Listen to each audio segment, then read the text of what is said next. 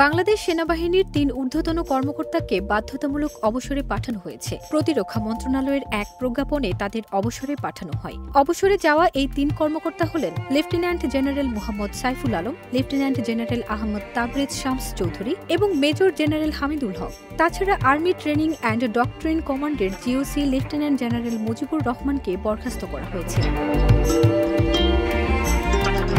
গত মঙ্গলবার এই সংক্রান্ত প্রজ্ঞাপনে জারি করা হয়। প্রজ্ঞাপনে বলা হয়েছে, সেনাবাহিনীর ৩ অফিসারকে army act action ১৮, army act rule ১২-১, আর্মি রেগুলেশনস রোল মুজিবুর বরখাস্ত ৭৮C, ২৫৩C র ২৬১ সংশোধিত আর্মি রেগুলেশনস রোল ২৬২-৪ ও ২৬৯A, আর্মি রেগুলেশনস ইনস্ট্রাকশন ১৬৮B এবং কম্পেন্ডিয়াম অব মিলিটারি পেনশন ১৯৮১ বিধি ৯ অনুসারে প্রশাসনিক ব্যবস্থার আওতায় বাংলাদেশ সেনাবাহিনীর চাকরি থেকে অকালীন অবসর প্রদান করা হল।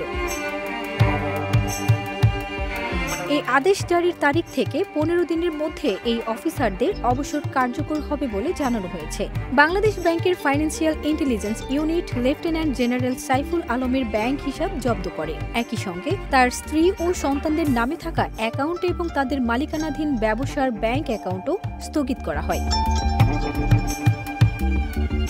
এদিকে বরখাস্ত হওয়া লেফটেন্যান্ট জেনারেল মুজিবুর রহমান এর আগে সেনা দপ্তরে কোয়ার্টার মাস্টার জেনারেল হিসেবে দায়িত্ব পালন করেন। তিনি বর্ডার গার্ড বাংলাদেশ এবং র্যাপিড অ্যাকশন ব্যাটালিয়নের অতিরিক্ত মহাপরিচালক ছিলেন। হোলি আর্টিসান সন্ত্রাসী মামলার সময় অপারেশন থান্ডারবোল্ট পরিচালনা করে আলোচনায় আসেন তিনি স্পেশাল সিকিউরিটি ফোর্সের মহাপরিচালকও ছিলেন।